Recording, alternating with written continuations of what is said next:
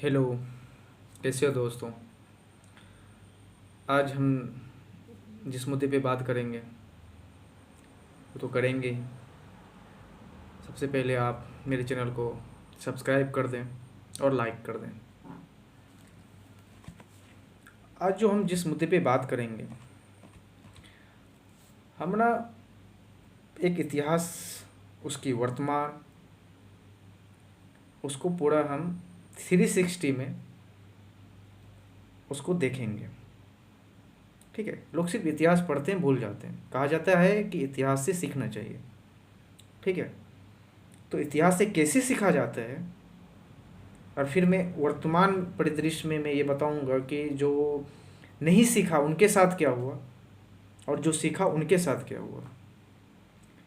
तो हम आपको ऐसा कहीं नहीं मिलेगा कि जिस तरह से मैं बात करता हूँ या जो चीज़ें हैं उसको मैं रिलेट करके बोलता हूँ, ये कहीं नहीं मिलेगा।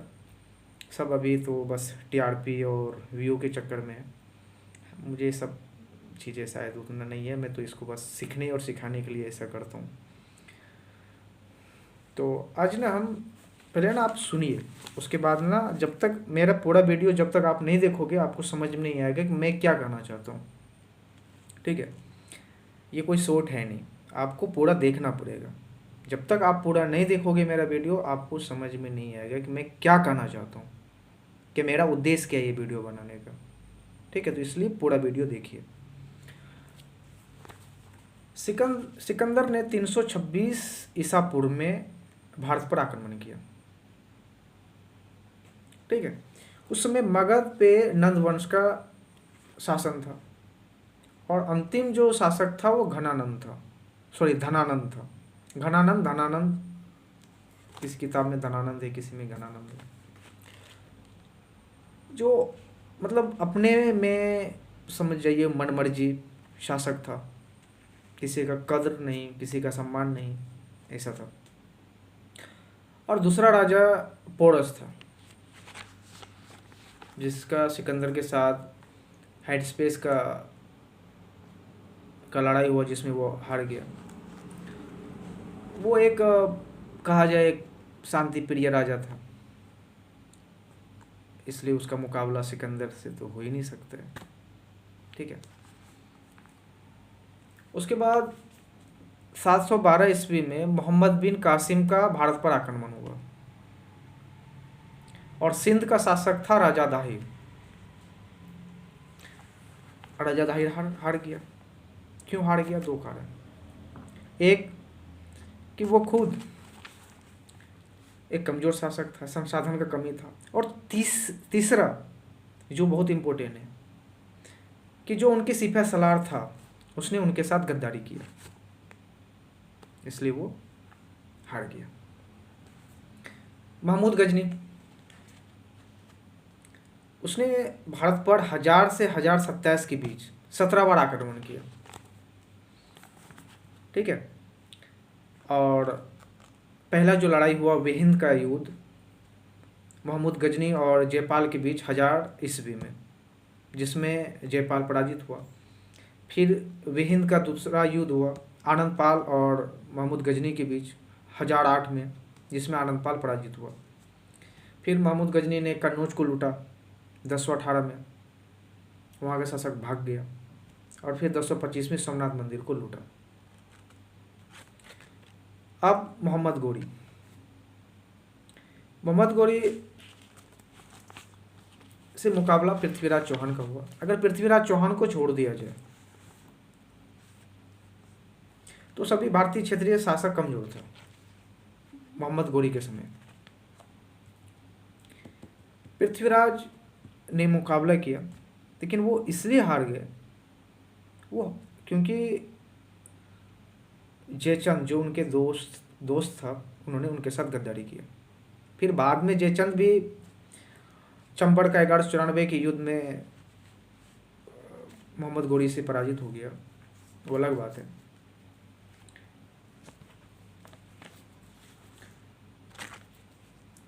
और जब नालंदा विश्वविद्यालय को 1193 ईस्वी में बख्तियार खिलजी ने जलाया था, उस समय पाल वंश के जो शासक था उसका नाम था इंद्रद्युम्न, जो कमजोर शासक था। फिर मोहम्मद गौरी जाने लगा, तो उसने अपने गुलाम को कहा अब तुम शासन कर लो, तो भारत पे गुलाम वंश की स्थापना हो गया। कुतुबुद्दीन ऐबक उनका गुलाम था। फिर आप जानते ही, फिर दिल्ली सल्तनत की शुरुआत हो गया। गुलाम वंश, खिलजी वंश, तुगलक वंश, सैयद वंश, लोधी वंश।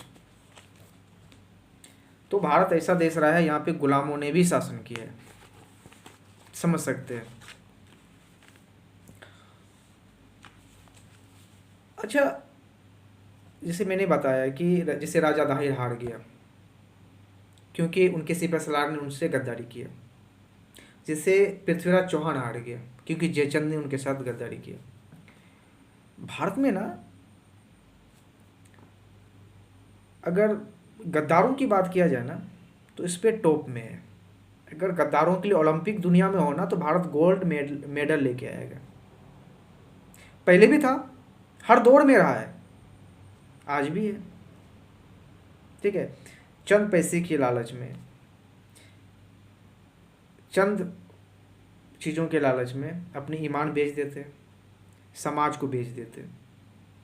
जब जालियांवाला बाग हत्याकांड हुआ तो उसमें 150 सैनिकों ने गोली चलाया, उनमें से 100 से 120 भारतीय सैनिक था। 1857 के जो विद्रोह हुआ था उसमें बहुत सारा नामी ग्रामीण जो राजशाही घराना था उन्होंने अंग्रेज़ों का साथ दिया था। इसलिए मैंने बोला कि अगर ओलंपिक हो गद्दारों में तो भारत गोल्ड मेडल लेके आएगा, टॉप पे टॉप पे। ठीक है, तो ऐसा रहा है। तो मैं मेन टॉपिक से नहीं हटूंगा।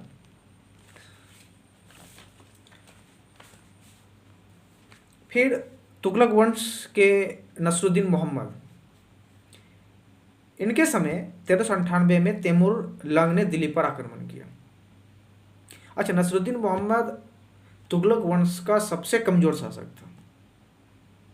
इसी समय तैमूर लंग ने हमला किया और दिल्ली को लूटा, दिल्ली को भी, दिल्ली के आसपास को भी लूटा। फिर लोधी वंश के कमजोर शासक इब्राहिम लोधी के समय बाबर ने हमला किया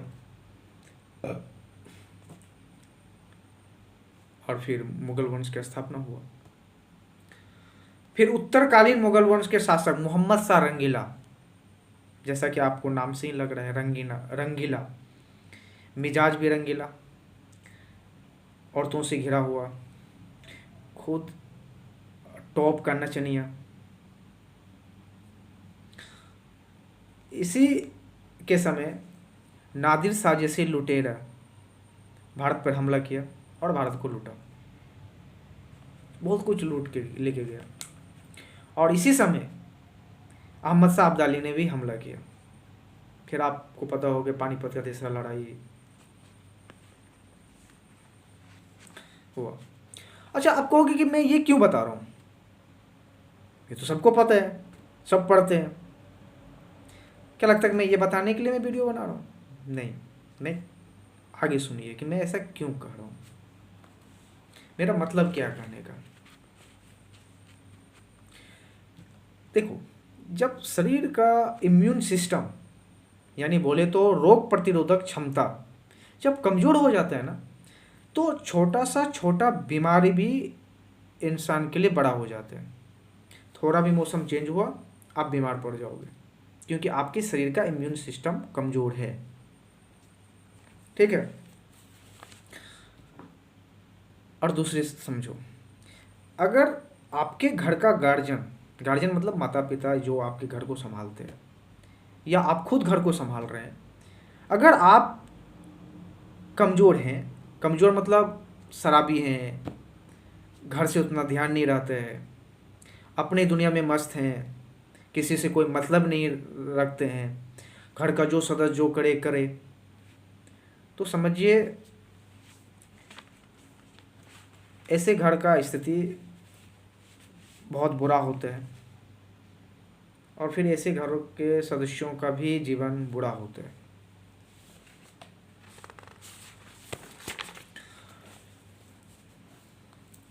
मैं बताना चाहता हूँ मेरा कहने का मतलब क्या है कि सरकार राज्य का हो या केंद्र का हो, वो मजबूत होना चाहिए, वो निडर होना चाहिए। ठीक है, उनका व्यक्तित्व कर्मठ होना चाहिए, ईमानदार होना चाहिए। अगर वो कर्मठ नहीं है, निडर नहीं है, या वो लड़ना नहीं चाहते हैं और लड़ने से बचने के लिए अहिंसा का सहारा लेते हैं या उसको प्रमोट करते हैं, तो फिर क्या हाल होते हैं, मैं उसको एग्जाम्पल से समझाता हूँ। मैं दोनों एग्जाम्पल दूंगा कि अगर राज्य का या देश का शासक अगर कमज़ोर है, निडर निडर नहीं है, या कह दो बुजदिल टाइप का है, या लड़ना ही नहीं चाहते हैं, कोई मतलब ही नहीं है, तो फिर क्या होता है। अगर वो मजबूत है तो क्या होता है। पहले मैं कमज़ोर वाली बात करता हूँ।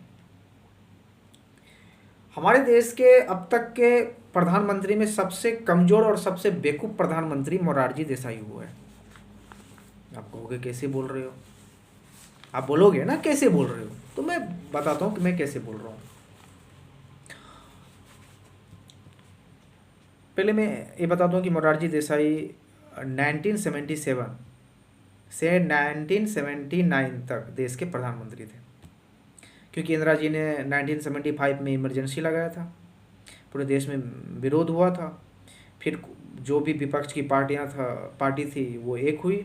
फिर 1977 में 1977 में चुनाव हुआ और जनता दल की जीत हुई। मतलब जनता दल मतलब बहुत सारी पार्टियां थी उसमें, और प्रधानमंत्री के रेस में बहुत आदमी था, लेकिन कहा गया कि मोरारजी देसाई को बनाओ, तो मोरारजी देसाई देश के प्रधानमंत्री बने। अब जिस समय मोरारजी देसाई देश के प्रधानमंत्री थे, उसी समय पाकिस्तान में वहाँ का राष्ट्रपति बोलिए या प्रधानमंत्री बोलिए या सेना प्रमुख बोलिए या जो भी बोलिए, क्योंकि तख्ता पलट हुआ था और जनरल जियाउल हक वहाँ का प्रेसिडेंट या सेना प्रमुख जो भी था, सब सर्वोसर्वा वही था, वो था। उसमें पाकिस्तान परमाणु बम बनाने के लिए दुनिया भर से यूरेनियम और भी जो भी चीज़ें चाहिए परमाणु बम बनाने के लिए वो जमा कर रहा था। ठीक है, और वो रिएक्टर बना रहा था जहाँ वो परमाणु बम बनाता, रिएक्टर कहें या जो भी कहें। तो ये चीज़ दुनिया को पता नहीं था। दुनिया को इतना पता था कि हाँ ये कुछ कर रहा है, लेकिन सबूत नहीं था। तो भारतीय जो खुफिया एजेंसी है रो, रिसर्च एंड एनालिसिस विंग, उसके बहुत सारे एजेंट पाकिस्तान में थे, और वो वहाँ पे उन्होंने लगभग पता लगा लिया था कि कहाँ पे बन रहा है, कितने लोग उसमें शामिल है, कौन कौन वैज्ञानिक है, या कहाँ से उनको क्या चीज़ें आ रही है, ये पता था उनको। ठीक है, तो ये प्रधानमंत्री को भी पता चला, मोरारजी देसाई को। अब इनको देखें, इसने जनरल जियाउल हक को फ़ोन किया और इसने कहा कि जिया तुमको पता है कि तुम जो परमाणु बम बना रहे हो ना, हमें पता है कि तुम कहाँ बना रहे हो, तुम्हारे कौन कौन साइंटिस्ट हैं, वो कहाँ रहते हैं, तुमको क्या लगता है हमारे आदमी पाकिस्तान में नहीं है क्या? हमारे आदमी तुम्हारे आसपास हर जगह है। जियाउल हक का कान खड़ा हो गया। उन्होंने कहा ये बात है। फिर चुन चुन कर भारतीय खुफिया एजेंसी के जो रो के एजेंट थे उनको जियाउल हक ने मरवा दिया। ठीक है, अब दूसरे एक्सीडेंट में बताता हूँ। इजराइल नहीं चाहता था कि पाकिस्तान परमाणु बम बनाए, उनको भनक था, और उन्होंने पता कर लिया था, उनकी खुफिया एजेंसी है मोसाद, कि कहाँ पे परमाणु बम बना रहे हैं। तो उन्होंने मोरारजी देसाई से और बाद में इंदिरा जी से भी इजराइल ने कहा था कि आप ना जोधपुर एयरबेस हमें कुछ घंटों के लिए दीजिएगा, ताकि हम इजराइल से आएँ, जोधपुर एयरबेस पे हम ईंधन भरें, पाकिस्तान में जाएं, और जहां पाकिस्तान परमाणु बम बना रहे हैं उस जगह पे हम अटैक करें और फिर निकल जाएं। तो कहा जाता है मोरारजी देसाई ने कहा कि हमें क्या लगा है, पाकिस्तान जाने, वो बना रहे, हमें उससे क्या मतलब है। समझ रहे हो? उसका परिणाम क्या हुआ कि पाकिस्तान के पास परमाणु बम है। पाकिस्तान के पास परमाणु बम का मतलब है कि भारत के ऊपर खतरा है। सिर्फ भारत के ऊपर ही खतरा नहीं, दुनिया के ऊपर भी खतरा है। अच्छा, इससे खुश होकर पाकिस्तान ने महाशय मोरारजी देसाई को, जैसे हमारे यहाँ भारत रत्न है ना, उसी तरह से पाकिस्तान में वहाँ का सर्वोच्च नागरिक सम्मान है जिसका नाम है निशान पाकिस्तान, उससे नवाजा। समझ सकते हो कि पाकिस्तान ने अपना सर्वोच्च नागरिक सम्मान भारत के प्रधानमंत्री को दिया। ये 2 रीजन था, इसलिए उसने दिया। तो हमारे देश में ऐसे भी लोग हुए हैं, क्या कहोगे? गुस्सा भी आता है और हंसी भी आता है कि कैसे कैसे लोग हुए।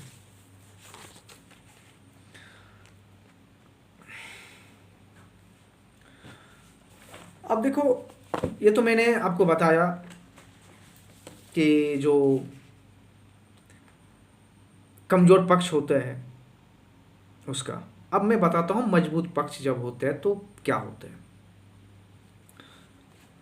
चाइना, नाम तो सुना ही होगा। चीन, पड़ोसी, ये इतना ताकतवर क्यों बन पाया? इसमें 2 व्यक्ति का हाथ है, एक माओ सेतुंग, दूसरा देंग जियाओपिंग। आपको ये माओ सेतुंग नाम तो कुछ अलग है, ये तो नाम तो उच्चारण भी नहीं होता है, तो आप माओ जेडांग भी कह सकते हो। माओ जेडांग या माओ सेतुंग वो व्यक्ति हुआ है जिसने वहाँ के राजवंश के विरुद्ध आवाज़ उठाया, क्रांति हुआ, और 1949 में रिपब्लिक ऑफ चाइना का गठन हुआ, और उसके पहले प्रेसिडेंट थे माओ सेतुंग। उस माओ सेतुंग ने चाइना का विस्तार किया। कैसे विस्तार किया तो मैं बताता हूँ। ये मेरा हथेली देख रहे हो ना, उसने कहा हथेली और 5 उंगली। आपको इसका मतलब क्या होता है मैं बताता हूँ, इसका मतलब क्या होता है। हथेली मतलब तिब्बत, तिब्बत ले लिया। लद्दाख, ये नेपाल, ये सिक्किम, ये भूटान, और ये अरुणाचल। तिब्बत ले लिया। उसके बाद लद्दाख का बहुत बड़ा एरिया लिया है 1962 की लड़ाई में। उसके बाद नेपाल, नेपाल का जो नॉर्थ के एरिया है वो बहुत बड़ा एरिया चाइना कब्जे में है। अच्छा, नेपाल का ना एक अलग ही है, उसको भारत से लड़ाई करने से फुर्सत मिले तब ना। और मुझे लगता है ना कि बिहार के लिए ये भी एक दुर्भाग्य है यार। मतलब अगर दुश्मन मिले भी तो थोड़ा, नहीं कहा जाता, अगर पड़ोसी हो या दुश्मन हो तो ताकतवर होना चाहिए, तो उससे थोड़ा मज़ा भी आता है। अब क्या ये नेपाल, मतलब एक कहावत है ना कि हम तो डूबेंगे सनम तुमको लेके भी डूबेंगे, ऐसा है ना। तो वही है, नेपाल डूबता ही है और बिहार यूपी को भी डुबाता है हर साल। समझ रहे हो ना। हाँ, उसके बाद नेपाल हो गया। उसके बाद सिक्किम, सिक्किम का जो डोकलाम इलाका है वो सिक्किम का इलाका है, भारतीय सेना उसकी रक्षा करती है। भूटान का भी बहुत बड़ा एरिया, सॉरी माफ़ करें, भूटान का डोकलाम जो है भूटान का एरिया है। सिक्किम का भी नॉर्थ का कुछ इलाका लेके रखा है, और अरुणाचल प्रदेश का तो लेके रखा ही है। मतलब टोटल कहा जाए तो 35,000 स्क्वायर किलोमीटर का जो एरिया है भारत का वो चाइना ने लेके रखा है। सिर्फ माओ सेतुंग ने इतना ही नहीं किया, बल्कि उन्होंने एक रिवॉल्यूशन, क्रांति चलाया। ठीक है, 60 और 70 के दशक में उसने अपने ही लोगों, अपने ही करोड़ों लोगों को मार दिया। कहा जो निकम्मे हैं, जो काम नहीं कर सकते, जो सही से नहीं रह सकते, उसके लिए कोई जगह नहीं है चाइना में। समझ रहे हो ना। और उस रिवॉल्यूशन में उन्होंने कहा कि सब मिलजुल कर खेती करेगा, सब देश के बारे में सोचेगा, देश के विरुद्ध कोई नहीं जाएगा, और जो गया वो मारा गया। मतलब चाइना अपना समझो कि 1 करोड़ से ज़्यादा आबादी को ख़त्म कर दिया माओ सेतुंग ने, इतना करोड़ इंसान था, लेकिन जो भी था देश को मजबूत किया।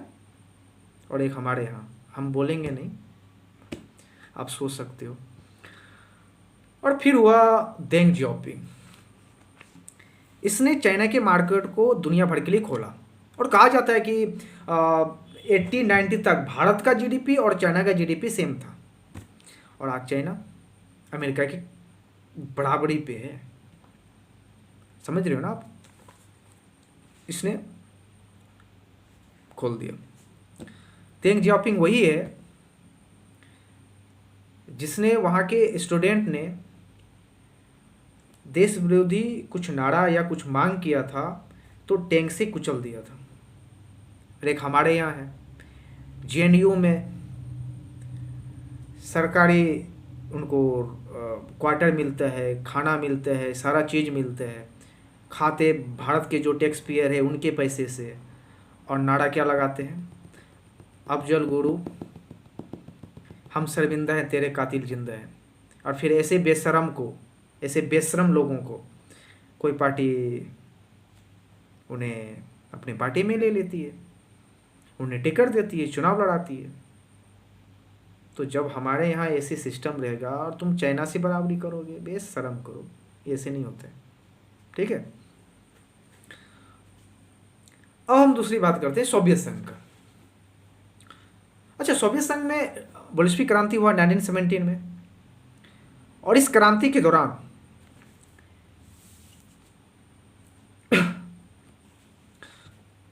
जो वहाँ का राष्ट्रपति बना लेनिन, फिर उनका निधन हो गया।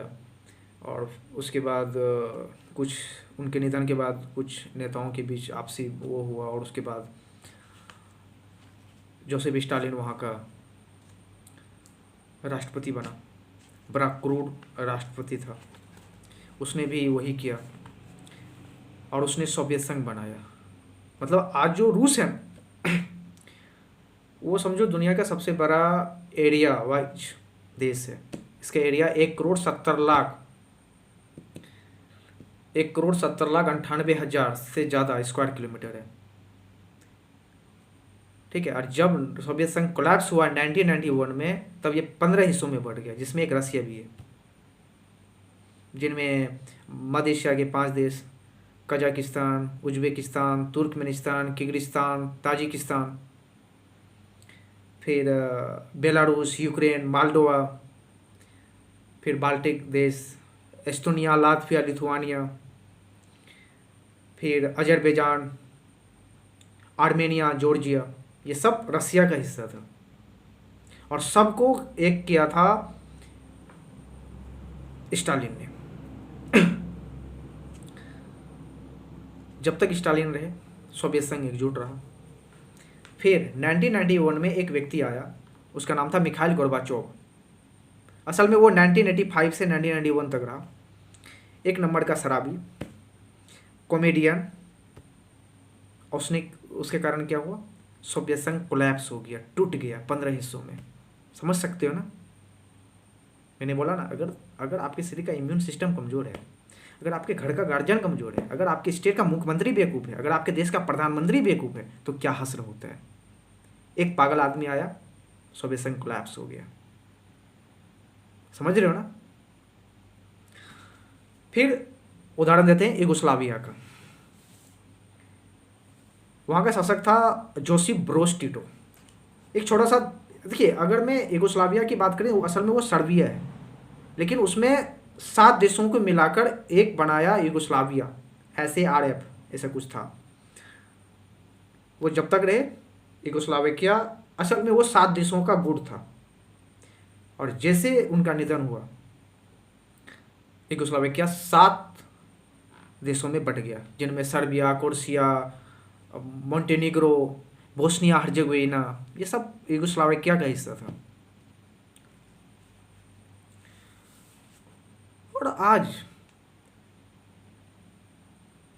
पूरा यूरोप यूक्रेन की मदद कर रहा है, अमेरिका मदद कर रहा था। अभी चलो ठीक है, मामला गड़बड़ हुआ है, कर रहा था। और तब भी रसिया को उतना नुकसान नहीं हो पा रहा है, क्यों जानते हो? इसलिए नहीं कि रसिया का आर्मी मजबूत है, ये है वो है, नहीं। इसलिए कि रसिया में एक मजबूत व्यक्ति बैठा हुआ है, उनका व्यक्तित्व मजबूत है। ठीक है, व्लादिमीर पुतिन। इसलिए रसिया सरवाइव कर रहा है इस मुसीबत में। पूरी दुनिया उनके विरुद्ध है तब भी, समझ रहे हो ना? जिस तरह से यूरोप और अमेरिका यूक्रेन का साथ दे रहा है, उसी तरह से रसिया के साथ कोई नहीं दे रहा है। समझ रहे हो ना? अगर चाइना दे भी रहा है तो वो पैसा ले रहा है।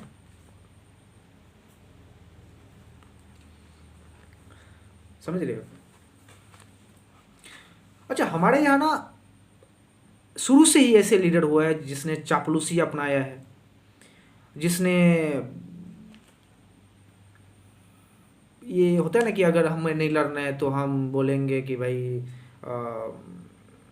अहिंसा ही सब चीज़ है। ये बहाना भी होता है ना कि हमारे देश की आज़ादी के लिए जो फांसी पे चढ़ गया, जो लड़ गया, जिसके डर से अंग्रेज बाद में जब प्रधानमंत्री एटली जो 1947 के समय ब्रिटेन का प्रधानमंत्री था, उनका इंटरव्यू लिया गया कि आप क्यों निकल गए, तो उन्होंने कहा कि हम सरवाइव नहीं कर पाते, सब मारे जाते। तो जो देश के आज़ादी के लिए फांसी पे चढ़ा, उनका कोई जगह नहीं है। और जो, खैर हम नहीं बोलेंगे, ठीक है, डरते नहीं हैं, बोलना नहीं चाहते हैं। बोलने का तो बहुत कुछ बोल सकते हैं, ठीक है, अपने आप को कंट्रोल कर रहे हैं। और हमारे देश में ऐसे लोग हुए जिसने कहा हिंद चीन भाई भाई, कि हिंदुस्तान और चाइना भाई भाई है। उनको उनको क्या मिला चाइना की तरफ से? 1962 का युद्ध। जिसने पाकिस्तान पे विश्वास करके बस से लाहौर गया, उनको क्या मिला? उनको मिला कारगिल वार। ठीक है। और जिसने रसिया यानी व्लादिमीर पुतिन साहब के सामने ये प्रवचन दिया कि 21वीं सदी तो शांति का समय है, ये तो विश्व शांति का समय है, लड़ाई से क्या होता है। अरे समझना चाहिए कि आप सोचो कि आपके घर के बाहर कोई लाठी डंडा भाला बंदूक लेके आ जाए तो आपके पास दो ही चारा रहते हैं, या तो आप घर में बैठ जाओ, छिप जाओ, या आप लड़ो।